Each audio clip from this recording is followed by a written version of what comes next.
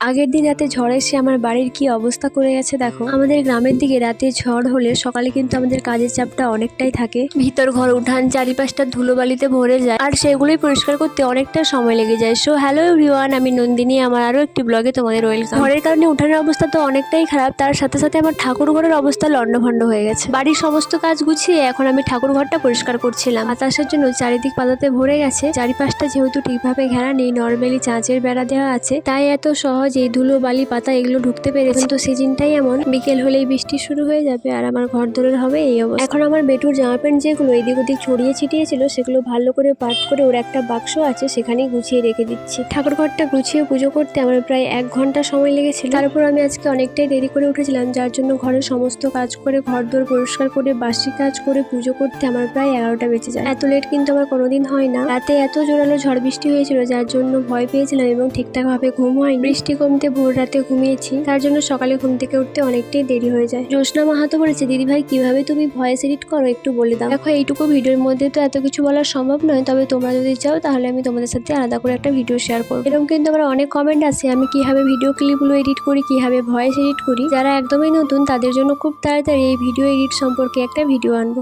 ঋতু দে বলেছে, তুমি যখন পুজো করবে মাথায় একটু ওড়না নিয়ে নেবে, খালি মাথায় পুজো করতে নেই বোন। থ্যাংক ইউ গো দিদিভাই বলার জন্য, আমি জানতাম না। নেক্সট টাইম যখন পুজো করবো তখন নিশ্চয়ই আমি মাথায় কাপড় নিয়ে বা ওড়না নিয়ে পুজো করবো। লক্ষ্মীময়ী দাস বলেছে, আমি আসাম থেকে তোমার ভিডিও দেখি, খুব সুন্দর লাগে তোমার ভিডিও। থ্যাংক ইউ গো। সঞ্চিতা মাহাতো বলেছে, দিদিভাই আমি প্রথম তোমার পরিবারে এলাম, একটু ভালোবাসা দিও আর আমার নামটা নিও। থ্যাংক ইউ সো মাচ, আর এইভাবেই ভালোবাসা দিয়ে যাও। অনুপমা পাতর বলেছে, খুব সুন্দর বনু, আমি তোমার ভিডিও দেখি কিন্তু আমার নামটা নাওনি কেন? এই যে তোমার নামটা নিলাম। থ্যাংক ইউ সো মাচ আমার ভিডিওটা দেখার জন্য।